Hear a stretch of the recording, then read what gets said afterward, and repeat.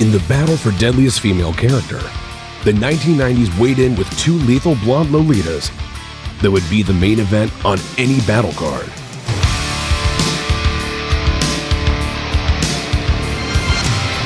In one corner, we have Adrian, the totally unhinged, alluring psychopath in sunglasses that most men would have trouble staying away from.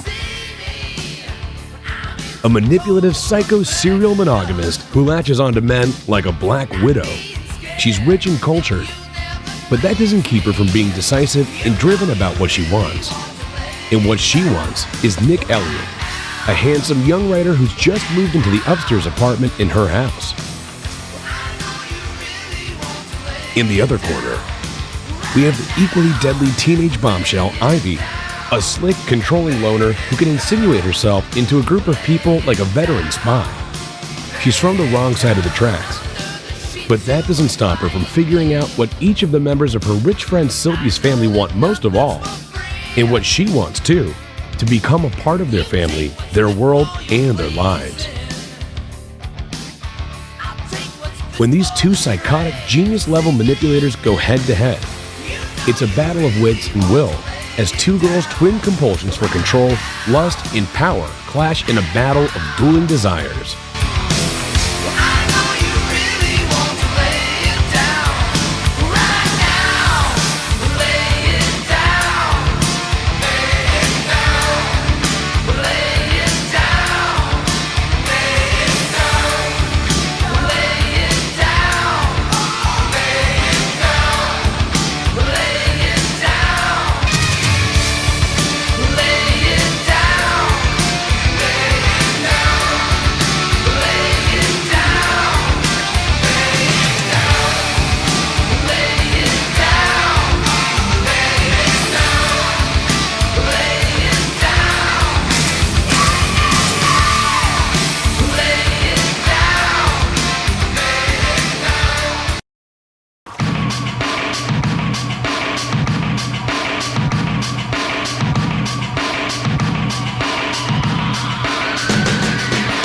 Adrian Forrester has multiple layers of intelligence.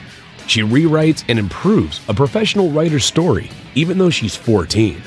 When her crush's girlfriend enters the picture, she knows enough to let wasps into a dark room where the would-be lover is, potentially deadly but hard to trace. When Adrian's best friend tries to warn Nick into poison and to tie up another girl, Cheyenne. Maybe most clever of all, she knows when her crush happens to be hiding in her closet and uses that to entice him by undressing slowly. Ivy may not be as book smart as Adrian, but her intelligence is still as clear and sharp as a shattered mirror. She'll reflect your own desires, but get too close and you might get cut.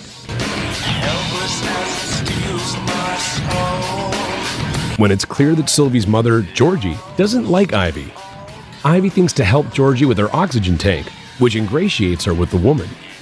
She also is clever enough to know that Georgie will have sympathy for Ivy's scholarship and her background, which would normally prevent her from going to the sort of rich private school she attends.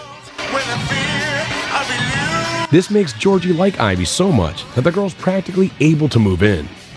Keep your friends close, your enemies closer, and the people you want to manipulate face to face.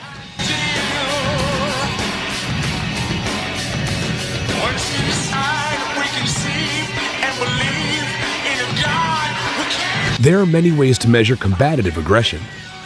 One way is clearly illustrated by the intensity of the crush that Silverstone's Adrian character has on Nick. The type of crazy-for-love ferocity that can put fear in any red-blooded American guy.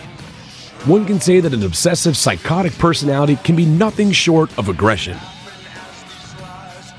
Adrian is undoubtedly willing to try multiple approaches, but that's a strength as well as a weakness. She's too hasty in her approach, and sometimes makes a sure thing into a bust by blowing up where resolve should be the better strategy.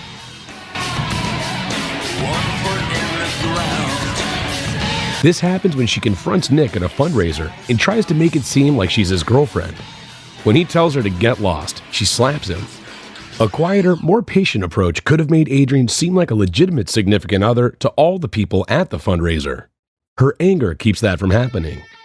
There's also the issue of how Nick takes her out at the end. She's dropped with one punch.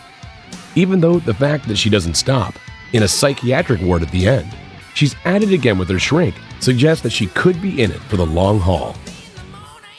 I'm still flat on my back. Couldn't move a muscle like I had a heart. Yet, all that is child's play compared to Ivy, who's not above crushing a suffering dog's skull with a pipe or pushing someone headlong off a balcony. Barrymore might be the tortoise in this race, but that's as sure a strategy with psychos as it is with tortoises. She has the same stamina to let people come to her rather than the other way around, and that's what makes her on top in this part of the duel. Aggression without the need for an obsessive crush gives Ivy the edge here. You break my heart in pieces, but I've got the glow to glue it. While Ivy's trashy, in-your-face style of seduction has its place. A show of legs or cleavage on a car ride with your friend's father is trailer park Lolita stuff. It's the kind of stuff that a sleazy guy can't resist, but a good man might. As such, Ivy can only be considered a minor league temptress at best. Then there's Darian, who can say more by simply rocking a look over the top of sunglasses than Ivy can say with her whole body. In short, Darian has game, even if that game comes simply from sitting on a swing in such a way as to cast serious doubt on her level of innocence. Loving you is a dirty job. Loving you is a dirty job. Let's face it, these two Lolitas are deadly, but not so much from the way they swing a stick. If a stick is the weapon of choice, then the bet would clearly have to be placed on the streetwise Ivy.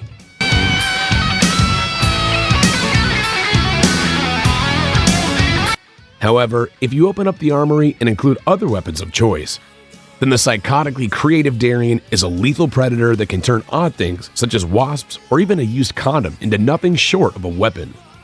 So, while a head-on brawl with sticks and stones would go to Ivy, you cannot discount Darian if the choice of weapons was more covert.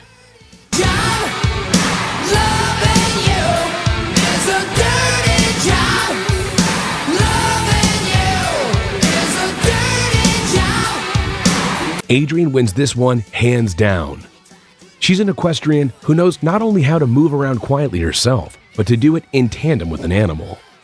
She's also slinky enough to be able to deface Nick's car just outside her own house. But this same physical agility points to a certain mental sluggishness. Adrian doesn't know when to reassess an entire strategy once she's started and tweak a few things here or there.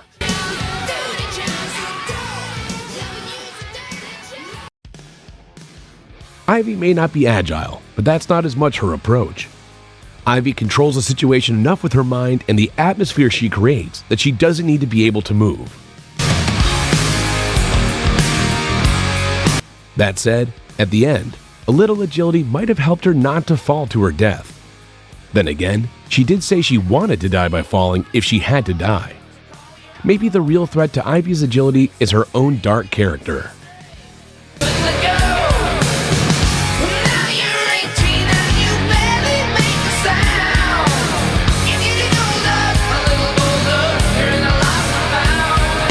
Both girls are cold, calculating, and crazy. Both know how to manipulate people like pieces on a chessboard. The early rounds would all go to Silverstone for the way she forcefully executes a chosen plan of attack.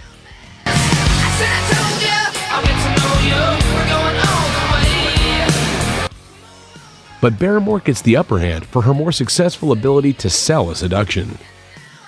It's tempting to declare Adrian Forrester the winner for her ability to pull back, assess the situation like an artillerist, and strike her targets from a distance. She wins the overall strategy part of the battle, but she doesn't have the follow-through to slow down and let the plan come to fruition. When she gets close, she snaps. When you've got two femme fatales trying to outfox each other, it all comes down to who can get in close and make each attack count. Silverstone's greater craziness is like a bad poker player's tell. It tips the opponent's hand in her favor. Barrymore's slow but steady approach wins the race between these two.